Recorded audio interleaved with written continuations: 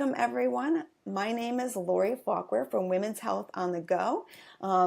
Tonight, as you can see, I've brought back our guest, Millie. We've had Millie on before. If you have not met Millie before, Millie is from Elia M Wellness. No, M Elia Wellness, and she is a health and wellness coach, and she helps patients navigate their health, the healthcare system for patients that have either chronic illnesses or cancer. So welcome back, Millie. I'm so happy to have you back. Thank you, Lori. So some of us have seen you before and we know who you are, but there may be people that are coming for the first time. So, and usually I have everybody just, tell us a little bit about themselves. So for those people who are new to you, tell us a little bit about yourself and how you got into the health and wellness coach. Yeah, much like yourself, I'm a nurse practitioner. I always worked in institutions, and I really felt called to start working in the community. I started my business as a health educator, a health and wellness coach, and I've expanded now to cancer care advocacy. So I'm really honing down and working with patients anywhere on the continuum of cancer, whether they're in treatment or survivorship or end of life, and helping them to navigate what they need to know and anything that they need support with. And so I'm sort of a do-it-all kind of person for the cancer care community. That's awesome.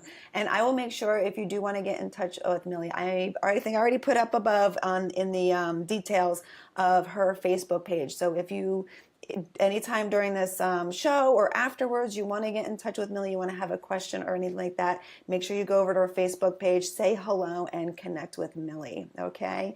So let's get started. So we're going to be talking about pillars of health. What are the pillars of health? Yeah, well, even though I work with patients who have cancer or are chronically ill, I've learned after 20 years in healthcare working with people and doing some of my own research that outside of what conventional medicine treats, which is really acute illness, that there are basic fundamental pillars of health that regardless if you have a chronic condition or not, or a disease or not, you need these to be strengthened just for basic fundamental health. And so... Keep going. Sorry. Okay. Sorry, everybody. Okay. So I started studying about areas of the world like the blue zones. So the blue zones are where people are known to live the longest and have the healthiest lives. And I sort of put that together with my studying of functional nutrition or holistic nutrition, some people call it, and just my own experience in working with people. And I came up with I began to believe in a lot of what I read about these pillars of health, and I came up with 7, combining all my studying that I really believe makes our basic health. So that includes things like sleep, whole foods that are mostly plant-based, if not completely plant-based, and that goes along with being well hydrated. The need for movement, not just 30 minutes a day, but all day.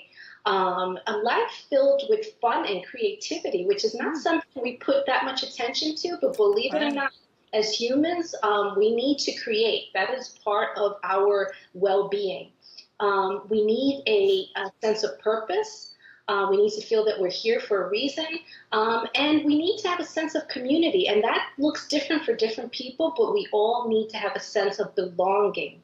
And it's also very important to have a reduction in our stress perception. And I don't say stress reduction because there's a certain amount of stress that's needed to be alive, but to keep that regulated and keep the perception normalized.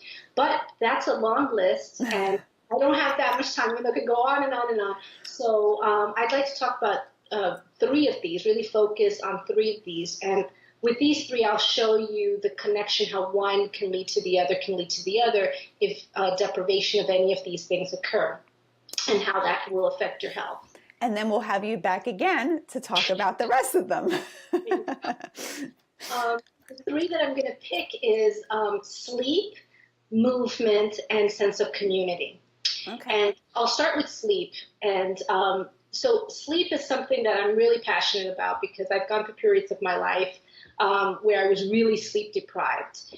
And it's really been linked by the National Institute of Health and the American Sleep Association with deprivation of sleep leading to chronic illness. So we know that the average adult, and should I give away how much we're supposed to? Maybe I'll leave that for the end. Maybe you should leave that to the end. Yeah. But there's a certain amount of sleep as adults that we're supposed to get.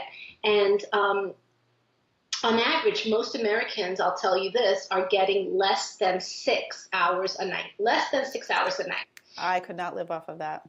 Right. Well, actually, the National Institute of Health tells us that that if you dip just a little bit and go to less than 5, chronically, every night you're getting less than 5, there's been direct links to things like cardiac disease and hypertension, diabetes, type 2 diabetes, Wow.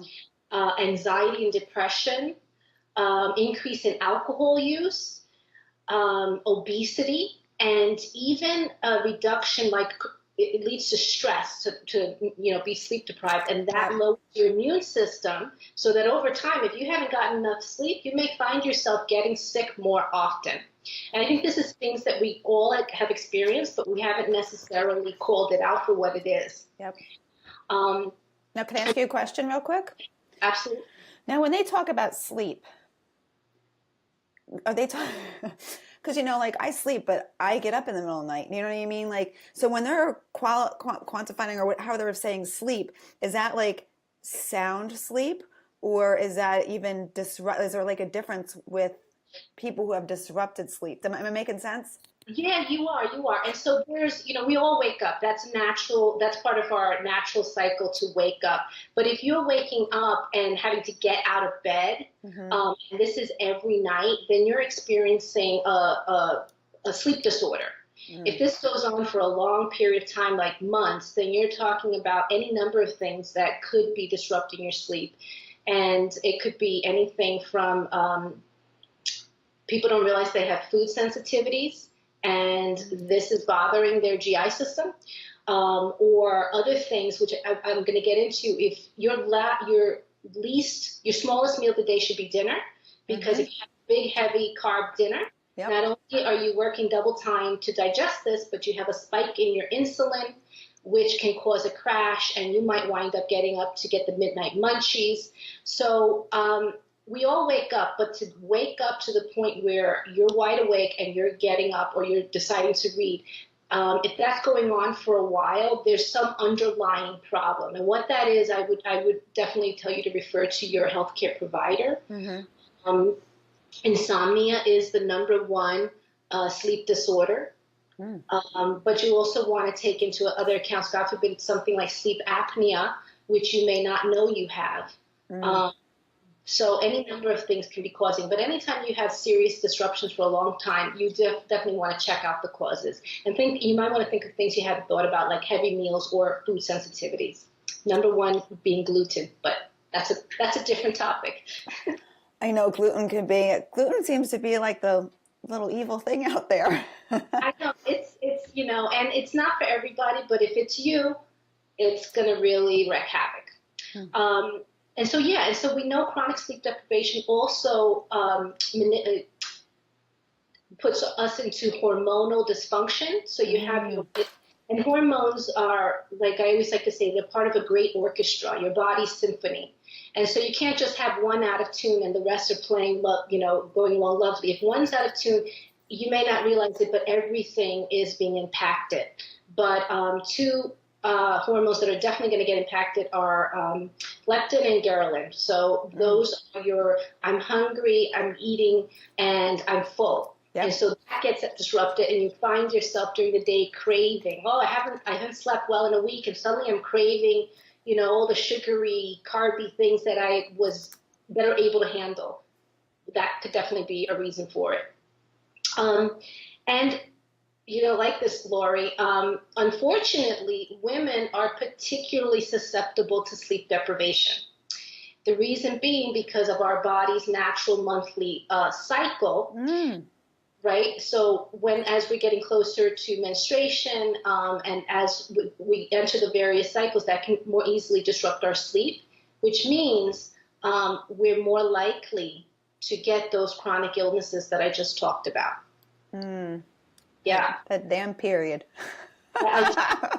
The child in this pregnancy when it's very uncomfortable to sleep, and even now, and I'm not making a stereotype, but it is generally women who in the very early infancy are primarily the child care, with the breastfeeding. So all of these things, and now, most women, or a lot of women I should say, are working. All of these things tend to play into it, and women are more susceptible.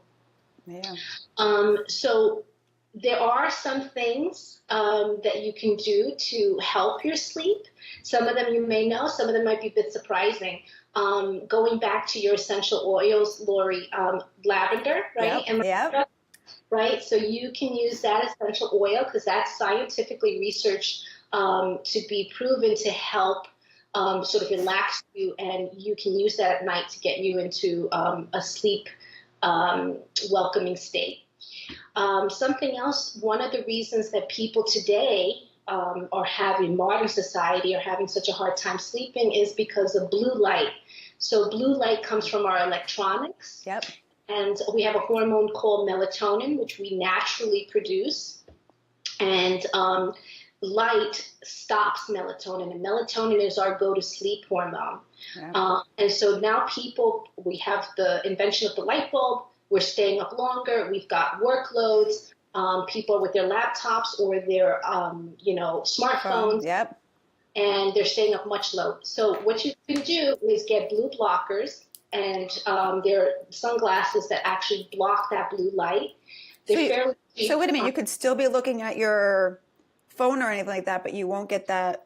You want to block that blue light. Really? I never knew those existed.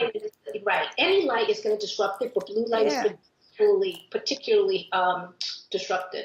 I didn't know there were glasses for that. Yeah, you can get them on Amazon, pretty cheap, I hear. Or you can get a free app called Flux, that's Flux,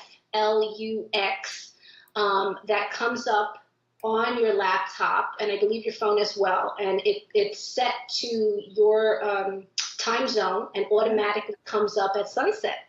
That really? I have that top. I know. That's so cool. I know. Something else you can do is, listen, we live on coffee, right? But coffee has a very long half-life of 8 hours. So you want to really limit that don't drink it after 2 p.m. because it's going to interfere with your nighttime sleep. And I mentioned before about having dinner as your lightest meal because of the digestive and the spike in insulin. So that's my very, very compressed talk about sleep. But it leads into my next pillar of health, which is movement. Because if you haven't slept in a while, you don't want to be particularly active, right? That's just... that's the way it is. You're much more likely to be sedentary. So being chronically sedentary, according to the World Health Organization, is a leading cause of disease and disability. I can see that. Yeah. It can lead to all the same chronic conditions we were talking about in terms of type 2 diabetes and hypertension and cardiac disease, and it even can increase the risk of certain cancers like colon cancer. And it's even been linked to depression and anxiety. So, when I say movement, people typically will say exercise, but I don't use that word because that automatically triggers people to think of the gym. And I'm not talking about the gym because you know what? In a lot of the world, people don't go to the gym. Like in the blue zones, they go out, they're active, they're just moving. So you can think of things like gardening, walking, love walking. It's really beneficial. just anything to be in constant movement. And if you think, like a lot of my patients at one point had chronic pain, I can't do that because I have too much pain. Well, being still, which is our body's natural instinct when we have pain, right? We retract into ourselves, is actually one of the worst things you can do. You need to lubricate yourself by moving your joints and keep things as fluid as possible. And so movement is essential. So we see chronic sleep leads into decreased movement. And what does decreased movement mean for us? Well, that leads into another pillar of health, which is sense of community. So in order to feel like you have a sense of community, you have to be social. So if you're having a sedentary type of life, chances are you're not getting out and socializing a lot. That is not just psychologically going to impact your life with, again, we're seeing depression and anxiety, but it's also physiologically going to leave you more stress, which again leads us back to those illnesses we talked about. And there's some evidence that lack of social interaction or severely reduced social interaction may be linked to Alzheimer's and dementia. So, right. Many people feel today in the world that we live on, there's a lot of social isolation. We don't live in the communities that we used to even 100 years ago. People live in very nuclear families. Then you move out and you're by yourself. And I don't know about you, Lori, but as I've gotten older, it's harder to make take acquaintances to really true friendships. Absolutely. Right? So people's worlds are, we feel like, we're social media. But social media doesn't count. From the time, Right, from the time we're born, from the time we are coming to the world, we need that face-to-face social interaction. That's how we thrive. And that's what we're all about, right, Lori? Like really not just living, but thriving. Yep.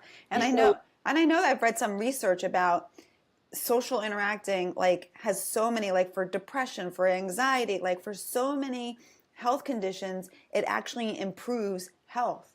Like even cancer patients, I mean, so many different things that it actually helps improve. Right. So the research has shown that it doesn't just, like you say, help the emotional well-being, but it improves health behaviors. So you see people who are very socially active or who have that sense of community, that sense of belonging, are more likely to exercise in the forms that we talked about, walking, gardening. They're more likely to have healthier diets, and they're more likely to be of a more moderate weight. So they tend not to be overly obese. So it improves the health behaviors as well as the emotional well-being. So when I talk about the pillars of health, it can almost be like this sort of background noise, but it really is fundamentally important for everybody, no matter what stage, no matter what illness you may be having.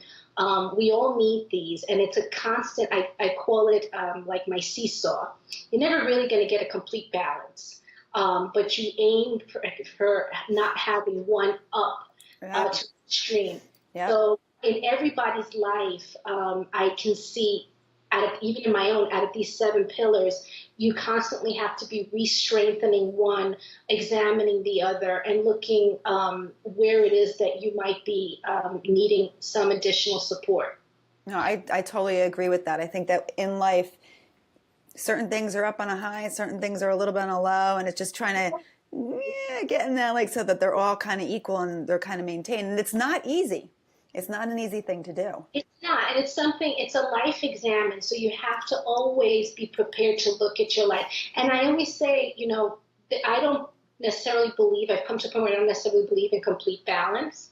The only time you're going to receive complete balance is, when you're gone. But we're constantly, there are points in our lives when other things take priority, but you just got to make sure that shift goes back to a more normalized part, and it takes a constant work to get there. But people sometimes often may find that they've moved far from their families, and they feel isolated. Yeah. And so we know that that sense of isolation, again, has real physiological impact on your body. Over time, feeling isolated and disconnected really can impact your health. But if you are in a situation like that, where you don't have family, maybe you're new to a community, you haven't really made any friends, things like joining a interest group. So like if you have something where you can't, maybe you're disabled to some way you can't necessarily walk that much, you can join a book club at your local library. And if you are able-bodied and you feel like it, you can volunteer. And that sense of volunteering and giving to others and receiving, is that flow of energy is very enriching to many people. You can even sign up for a class. If you have a special interest that you haven't explored and you've always wanted to, that's a fantastic way of meeting new people. And, there are a lot of organizations that give low or even free classes. So always be on the lookout, because there are things that you can do to empower yourself. I would say look at your local library. Oh, absolutely. Your library always has free things going on, book signings, little classes and this. Even if you move to a town and you have children, and you want to meet new people, they always have, children, book readings and stuff like that, and even book groups for adults. Yeah, if you like to read.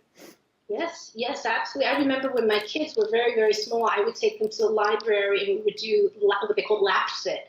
And like the kids, they would just, they could barely sit up. Their heads are bopping back. We knew it was mostly for the grown-ups. Well, we also for that, but it was great. There's so many things out there. And no matter what stage you're in, there's something for you. You just need to be creative and find the zest or the enthusiasm to reach out and look at what resonates with you, what makes you comfortable, because we're not all cookie cutters. And some people want to go out and go dancing, and other people would prefer to be part of a book club, or maybe both. But really, what resonates with you? But these things are important if you're really looking to have the best life possible. And I think it's important too, because I know that,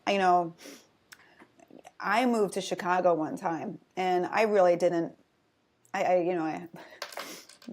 think my mom thought it was a little crazy, but I literally packed up my stuff. My dad, helped me move out there, and I didn't really. I had a cousin out there, but I didn't have any friends. I didn't have a job or anything like that. And it's like you also just have to jump out of your comfort zone and just be like, there was times where I'm like, what am I doing? What am I doing here? Like, this is crazy. And it was just like having that leap of just going, all right, I'm just going to go do it. I'm just going to walk out the door and I'm going to go to one of these things and see what happens. And I think every time I did that, it was always a good experience, because someone, could see that situation that you're in and being like, because they're all there to do the same kind of thing, like, welcome, come on in, meet us and stuff like that. And I end up leaving there with so many friends. But I think it's important to acknowledge that sometimes it's not the easiest thing to get out of that lonely isolation, oh my God, I gotta walk out the door and I gotta go out there to get that sense of community. And I know that it can be difficult for people. And the longer that they remain in that state, the harder it is to take that leap. Yeah. So, I want to say this because I'm not, a psychologist or a psychiatrist. So if any of our viewers feel that they really can't make that leap, that they've been isolated too long, if they start to feel hopeless, because it will lead to that eventually. Isolation leads to that. To please, get counseling or go to your provider and get a referral, because it's going to really impact your life profoundly in many, many different ways. Absolutely. Now, I want to go back to sleep for a minute. Okay. Because I don't know, and I could have missed it. Did you tell us how much we need? No, so on average, adults need 7 to 9 hours. And most people, again, get 6 or less. Okay. I'm going to tell you a little, I don't know what it is. I don't know if it's a joke or what. There is a speech that Arnold Schwarzenegger does at a, I think I kind of told you about this. It's like a little bit of my inspiration. I can't believe Arnold Schwarzenegger inspires me, but he does. And it's this college commencement speech that he makes. And he was talking about how, how hard he worked, like you're not going to get anywhere by laying on the couch. You got to get up, you got to go, you got to go. And he's like, I would say, you need 6 hours of sleep, that way you have, more hours in the day. And he goes, people would say to me, but Arnold, I need 8 hours of sleep. And he goes, well, sleep faster then. I just thought it was so funny. I never whenever I think of sleep and I think about that, I think about him going, well, just sleep faster. You'll be fine. Right. And you know what? It's funny because sleep is something people are really passionate about. Everybody, it's become like a badge of honor where we just sort of work through our day and then talk at the water cooler about how much work we accomplished on how little bit of sleep. But if you really talk to people, they're pretty passionate about it. Whether they're not getting enough and why aren't they getting enough, or what they think enough is. And they're ready to argue with you about what they think enough is. And so when I say an average, an average, and there are people that fall on both sides. Yeah. But you feel drained, irritable, forgetful. You're craving a lot of stuff that you normally wouldn't eat, like the sugary stuff, and you know that you haven't been getting enough sleep, then that is dysfunctional sleep for you. Yeah, no, absolutely. I mean, I think that is good to say that because, some people can sleep on less, some people need more. But if you're having those symptoms, obviously you're not getting enough, Right. Absolutely. Nancy says that, because when we're talking about sense of community, she says another great place to meet people is actually at church, which I think is a good point as well. Yes, absolutely. People, I go to my local church and there's always offshoots from like mass, right? So they've got any number of groups for both men and women that you can join, including book clubs and community outreach. Yep. So yeah, absolutely. No, absolutely. All right, let's talk a little bit about movement as well. Because I love that when we were talking in the pre-show before we got on, and I said the word exercise, and you're like, well, let's this is how I kind of describe it, which I absolutely love because exercise is I try to do it, I go on like I'm doing it really good, and then sometimes I'm like yeah, and I think it's because of that word exercise. I mean, I love to walk. I'm always walking. I'm always trying to do things, but I really like the way that you term it as movement instead. And then it could really be almost anything as long as you're moving and you're enjoying it. It can be any number of things. And I am very, I try to be very in tune to my clients, and I was always very in tune to my patients. And I began to notice that, when you have a chronic condition, you don't want anyone talking to you about going to exercise. Yeah. Many times. If you're in pain, especially, you don't want to talk about that. If you're feeling fatigued, like cancer-related fatigue, you don't want, it's impossible. But the reality is that movement of any sort will help these symptoms. And I know from personal experience, I'm somebody that has multiple chronic conditions. Mm-hmm. One of them I have surprisingly, I guess maybe I'm young, but I have degenerative disc disease. So I am often, my back is from neck to bottom, always stiff, and sometimes bordering on more than uncomfortable. And that's 24 hours a day, all day, especially worse when I'm sitting or laying. But I've learned move and gentle yoga. And people think yoga, they're like, Swami, Yes, I can't get in that position. What are you talking about? But there is gentle forms of yoga or Tai Chi or any of these things that just have your body moving in its own natural form. And it's all keeping your circulatory system going, keeping your joints more fluid. It's all good. So you can most definitely, even if you are wheelchair bound or unable to walk, there are yogas that you can do in your chair, or just simple range of motion exercises. Anything that you can do to keep moving. So like going back to the blue zones for a second, one of the predominant features is the people in these areas are outside all the time, moving, active, socializing. It's a huge part of their lifestyle, and it's all day. It's not the 30. It's not the 10,000 steps a day. It's not the 30 minutes. It's all day, and it's just part of their lifestyle. So what do you think about that then, 10,000 steps a day? Do you think that that is a good goal for people to have? Do you try to say, well, just keep moving all day? Like, what do you usually... I think, and I wish I had printed that out. There was some research that recently showed that we probably shouldn't have been pushing the 10,000 steps a day. Okay. I forget exactly what it was, but when I read it, I thought, oh, that makes sense. Better to just say keep moving. If you're able to move around, make better lifestyle choices like don't take the elevator, take the stairs. Stairs, yep. Things like that. Because of the population that I work with, I would never say take that 10,000 steps a day. Yeah. Because I'm working with cancer patients and I'm working with people with serious chronic conditions. Yeah. To me, just keep moving in any way that you can is the ultimate goal. Do we know how many 10,000, do we know how far 10,000 steps is? Did they ever say that? I don't even remember if it's...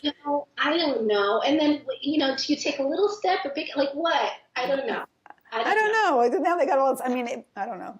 I could just, it was something to sell a little product. Like, here, if you're going to get this, it'll tell you how many steps you have. I don't know. And the other thing is people get fixated on the number of steps instead of a lifestyle. Yeah, no, absolutely. I agree with that. Yeah. You and I are very much mind, body, and spirit. And, you really don't get the number isn't important. It's the activity. It's the lifestyle. It's how you feel. That's what you want to embrace. You want to thrive. You want to embrace just a healthier way of being. So I would never, personally, I don't say the number a lot. Yeah. I think that for me, I really enjoy walking as my thing. I tried jogging. I ended up having to go to physical therapy. I'm like, this is not even like I'm doing it because I'm supposed to be healthy doing this, but I'm not even enjoying it. Where I really, really like to walk, and I really like when I can walk in the morning. But I know that too, that there was some research about walking and about it's a form of meditation, because when you're walking, you're looking ahead, you're looking at the horizon. So it's not just, at least for me, it's not just physically moving, but as we say, the body, mind, and spirit, it's kind of relaxing for us as well, which is so important to quiet the mind once in a while. Absolutely right. And you bring up another point, and go back to those blue zones. I love those blue zones. A lot of their activities done outside. So there's a lot of research going into the therapeutic restorative ability proponents of being in nature. Yes. So a lot of what I'm talking about when I talk to people is be outdoors. Being in an enclosed room and just cleaning your house isn't enough. You need to go out, breathe the fresh air, get a little bit of that sunshine. I know people are real sensitive about the sun these days, and I get it, but we do still need a little bit of sunlight, unless you have some medication or some reason to really, medically be advised to avoid the sun. If you don't have those things, you really do need some sunlight. You do. And being outdoors in nature, and absolutely, if you're alone or even in communion with a loved one, can absolutely be meditative. Yeah. I read some research that people who don't go out in the sun have the same life expectancy as someone who smokes cigarettes. Yes. So as much as I remember when I think I did this in the beginning of the summer. I read it, and I told all my viewers, and I'm like, all right, so I know that we're all concerned about skin cancer, and I totally get it. but 10, 15 minutes a day, like, you've got your lunch break, go for like a 10-minute walk. Just that amount of sun is really going to get to soak up that vitamin D. It's going to be healthy for you.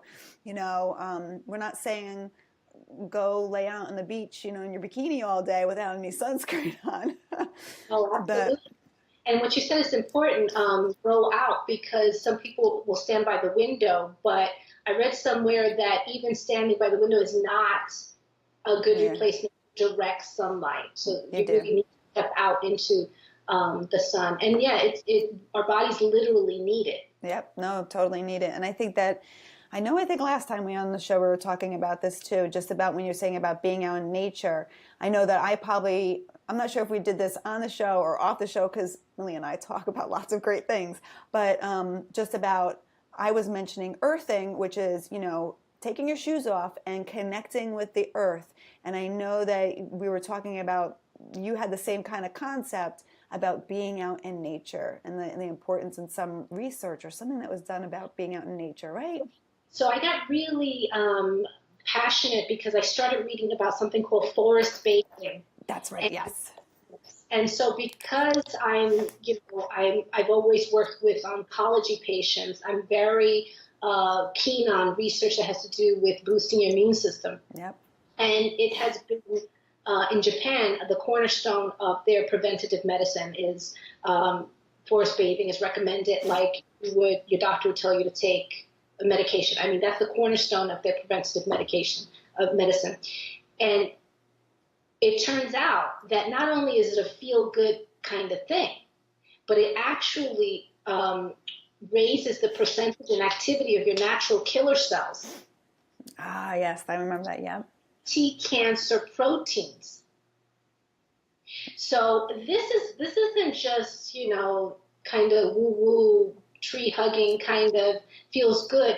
It actually is having a real physiological impact on your body, and we're connected to nature. It sounds like something that you nod your head and be not, but we really, literally are.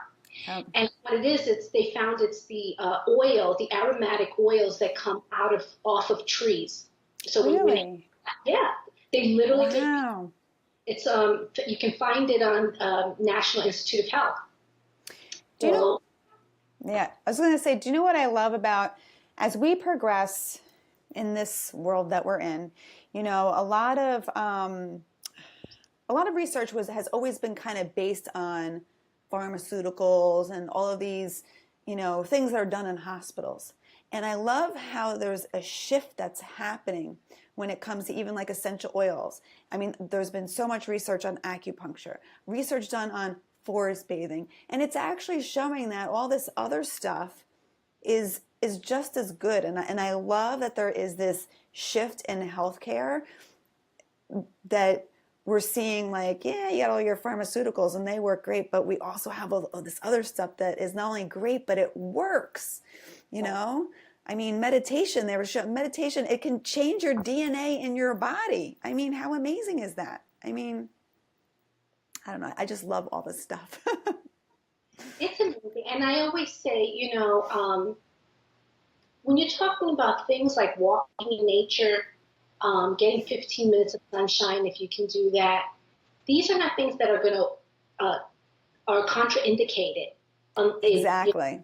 in your hypertensive medication or anything like that, unless, of course, you are taking medication that limits the amount of sun you can get. But barring that, these things can be worked into your lifestyle and in a synergistic kind of way. Yeah, So, no. I mean, it's exactly what I love. What I absolutely love what you said is it's not contraindicated. There's no, like, why can't you? Why can't you go for a walk? Why can't you, do all this wonderful stuff? Keep moving, right. Unless Right. you have something that, like a broken leg or something that may be a little off, but, Hold on a little bit, yeah. But Yeah. so this was great. I mean, we've gone over a little bit, which I love it. Lori. I love it that we always go over, but I loved all of this information. I definitely want to have you back so we can talk about the other pillars of health because I think that they're all really, really important. But thank you so much that was a lot of great information. Even I learned a little bit, so I'm always learning. Every day I'm a student. That's the way I see it. Thank you. I appreciate it. Love coming on. Yeah, no, I love it. Thank you so much. Everybody, if you want to get in touch with Millie, I put her Facebook page above if you have a question, if you want to work with Millie. I mean, I love Millie. She's got a great heart. She's got great energy. Please make sure that you reach out to her. Thank you again, Millie, for coming on. And as always, Lori from Women's Health on the Go. I hope that this information was informative and wonderful for you. I hope you took away some of it, because I'm always just trying to bring you more information to open you up to all the options that we as women, and for some of those men that are watching out there with us, just opening up your mind and to your other options that are just as healthy and just as wonderful for all of us. So thank you very much, everyone, for coming to the show.